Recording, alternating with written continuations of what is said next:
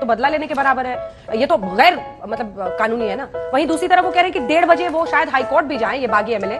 वो कह रहे हैं कि 1:30 बजे में व्हाट्सएप पर मैसेज आता है। शायद इतिहास में इतनी जल्दबाजी में कभी नहीं। अंजना जी, सिंपल सी बात है, फाइनेंस बिल जो होता है ना, उस पर व्हिप जारी होता है। पता नहीं पहली बार एमएलए बने या इसके पहले भी बन चुके थे। जब व्हिप जारी होता है तो आपको सदन में रहना होता है। 1:30 बजे अपना फोन। सुप्रिया जी, एक स्थिति तो ऐसा पैदा हो गई ना, मतलब शायद ही बहुत कम उदाहरण है देश में जहां पर जिस पार्टी का शासन हो राज्य में, वही पार्टी अपने राज्यसभा कैंडिडेट को जिता ना पाए। लेकिन इसके आगे बात संकट इस बात पर आ गई, आज भी प्रतिभा सिंह जी कह रही थी कि लोकसभा चुनाव में हमें नहीं पता हम कार्यकर्ताओं को कैसे फिर से काम कराएंगे, बहुत मुश्किल होगी।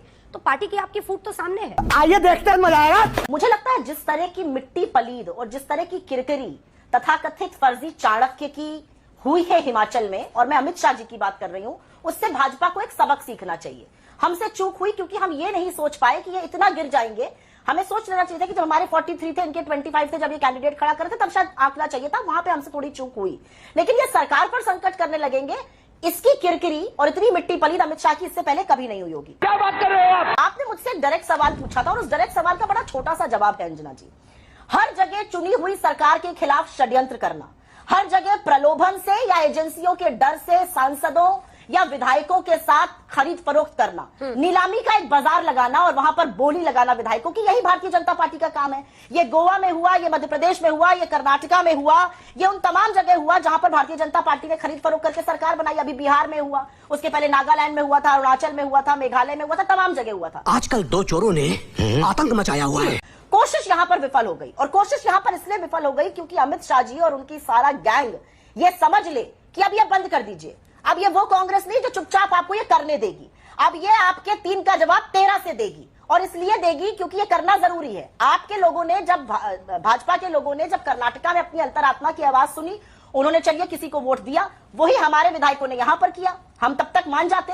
लेकिन जब इन विधायकों ने अपना दायित्व पूरा नहीं किया और फाइनेंस बिल में प्रेजेंट नहीं रहे, तो इनके साथ वही कार्रवाई होनी चाहिए थी जो किसी भी घर के भेदी के साथ होनी चाहिए। मेरा अपना मानना है कि भाजपा जो है वो ताक लगाए बैठी रहती है और देखती है कहां पर थोड़ी अनबन हो, कहां पे महत्वाकांक्षा की थोड़ी लड़ाई हो, लाओ घी डाल दिया जाए। अगर ये घी मध्य प्रदेश, उत्तर प्रदेश, उत्तराखंड और से लेकर आपके राजस्थान जैसे राज्य, गुजरात जैसे राज्यों में चल गया जहां पर लोग एक दूसरे का मुंह देखने को तैयार नहीं है, तो बड़ी मुश्किल हो जाएगी। छोटे शब्दों में बस यही कहना चाह रही हूं। लेकिन सुप्रिया जी, अभी रवि ठाकुर कह रहे हैं उनके घर का रास्ता ही ब्लॉक कर दिया, वहां पर प्रशासन ने घर नहीं जा पा रहे हैं, ये तो बदला लेने के बराबर है।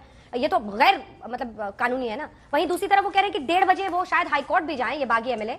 वो कह रहे हैं कि 1:30 बजे में व्हाट्सएप पर मैसेज आता है, फिर 2:30 बजे के बाद वो होता है कि मीटिंग शुरू हो गई है जी। उनको उनका पक्ष रखने का मौका ही नहीं दिया। 4 साढ़े 4 बजे सस्पेंशन आ गया। शायद इतिहास में इतनी जल्दबाजी में कभी नहीं। अंजना जी, सिंपल सी बात है। हाँ अंजना जी, सिंपल सी बात है, फाइनेंस बिल जो होता है ना, उस पर व्हिप जारी होता है। पता नहीं पहली बार एमएलए बने या इसके पहले भी बन चुके थे। जब व्हिप जारी होता है तो आपको सदन में रहना होता है। 1:30 बजे अपना फोन ताकने की जरूरत नहीं पड़ती है। ये बड़ी अच्छी बात कही आप। और अगर आपने सरकार के साथ, आपने अपनी सरकार के साथ ही नहीं, आपने उस जनता के साथ विश्वासघात किया जिसके लिए बड़ा उम्दा बजट लेकर हमारी सरकार आई।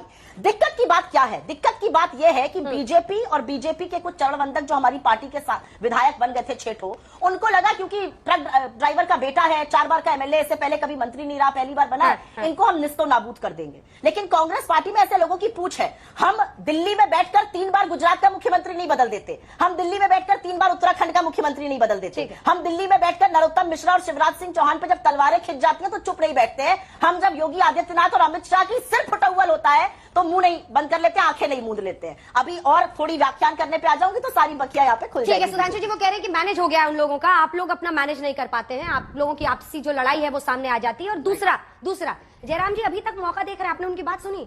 वो कह रहे हैं अगर आएंगे तो अच्छा है, वो आने को तैयार नहीं है। देखिए सुप्रिया जी ने जो धारा प्रवाह बोला, मैं उनसे कहना चाहूंगा शब्दों का चयन सावधानी से करना चाहिए। आप इस समय मिट्टी पलीद जैसा शब्द माननीय गृह मंत्री जी के लिए बोलते हुए आप अपनी पार्टी की कितनी मिट्टी पलीद कर रही है समझ में आता है। बोलने दे, तकलीफ हुआ है बेचारे को, बोल। हाँ। मतलब साहब, चुनाव हारने के बाद 40 जैसा स्पष्ट प्रबल जनादेश के बाद, चुनाव हारने के बाद कोई ये कहे कि हमारी मिट्टी पलीद हो रही है। स्वयं यह स्वीकार कर रहे हैं कि उनके 6 विधायकों ने उनका व्हिप भी नहीं माना, उसके बाद कह रहे हैं हमारी मिट्टी पलीद हो रही है। और देखिए इनकी पूरे इस प्रावाहिक प्रवचन से मैं 2 वाक्य लेता हूं। इन्होंने कहा न्यूनतम शादी की आयु 21 वर्ष की, अच्छा किया। तो असम में जो किया वो अच्छा किया या गलत किया? फिर असम में विरोध क्यों? दूसरा, इन्होंने बताया कि अमुक कल्याणकारी कार्य में हिमाचल की सरकार ने बजट दिया है, और फिर कहा है पैसा कहां से आएगा? शराब पे टैक्स लगाया है। और कहा जो लोग करते हैं वो थोड़ा ज्यादा पीते। तो मैं जानना चाहता हूं हिमाचल जैसे छोटे राज्य में कितनी शराब पी जाती है, उससे कितना टैक्स आ जाएगा, जो ये सारे आपके हिसाब से कल्याणकारी कार्य हो जाएंगे। मतलब आप ये चाहते हैं कि हिमाचल की जनता को शराब में डुबोकर आप अपनी राजनीति करना चाहते हैं, ये आपका यथार्थ नजर आ रहा है। दूसरी बात मैं कहना चाहता हूं, जो आपने, क्योंकि आप ही ने कहा है एक्साइज पे टैक्स लगाया, शराब पे चूंकि जो लोग ज्यादा करते हैं उनसे ज्यादा पैसा लेना चाहिए, तो मैं संख्या जानना चाहता हूं कितना पैसा आ जाएगा। बोल लीजिए फिर बताओ। दूसरी बात मैं कहना चाहता हूं कि इन्होंने कहा कि भाई जो वहां थे वहां तो अंतरात्मा जाग गई थी, और यहां पर खुद क्या बोल गई कि भारतीय जनता पार्टी के चरण वंदन करने वाले जो लोग हमारे यहां भी थे, मुझे लगता है अपने विधायकों को पहले बिकाऊ कहना, अपने विधायकों को अस्थायी कहना, अपने विधायकों को अनैतिक कहना, फिर अपने विधायकों को दूसरी पार्टी का चरण वंदन कहने वाला, मैं शब्द के अनुसार कह रहा हूं। मुझे लगता है इससे ज्यादा मिट्टी पलीत तो कोई अपनी पार्टी के नहीं करा सकती, जो कि आज कांग्रेस पार्टी अपनी स्वयं कराने में लगी हुई है उत्तर से दक्षिण तक। हकीकत मैं आपसे बताना चाहता हूं, फैक्ट यह है कि ये उस चीज को ईमानदारी से स्वीकार नहीं कर पाते कि जमीनी हकीकत क्या है।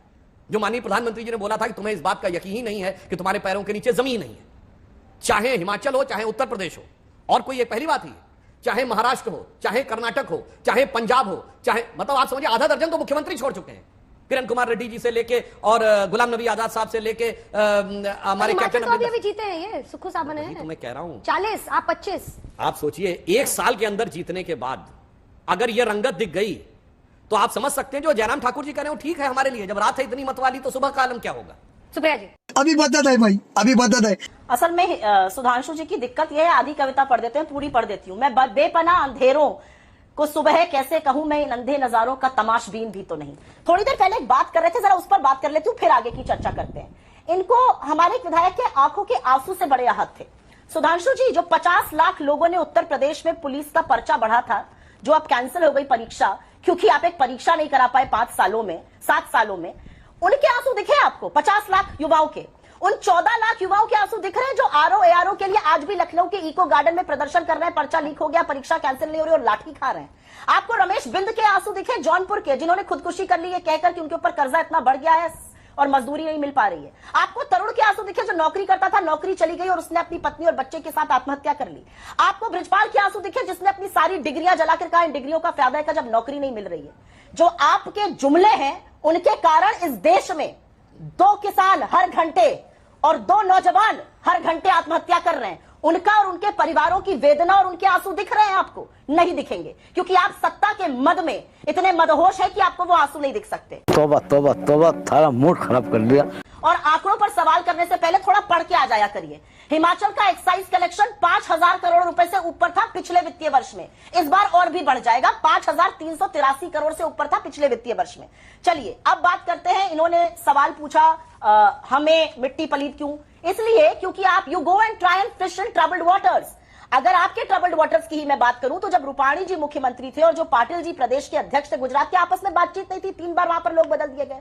नरोत्तम मिश्रा और शिवराज सिंह चौहान के बीच में क्या तलवारें खींची थी? अभी जोधपुर में के सर्किट हाउस में मोदी तुझसे वैर नहीं, शेखावत तेरी खैर नहीं के नारे आपके लोगों ने जबरदस्त लगाए। सुनते हैं कि वो वसुंधरा राजे जी के समर्थक थे। AK शर्मा को मोदी जी ने दूत बनाकर यूपी भेजा, 3 महीने तक बाबा उनसे मिले ही नहीं। ये जो सिर्फ फुटअव्वल PMO और योगी जी और आपको तो इसके बारे में अच्छी जानकारी होगी, राजनाथ सिंह जी ने बताया।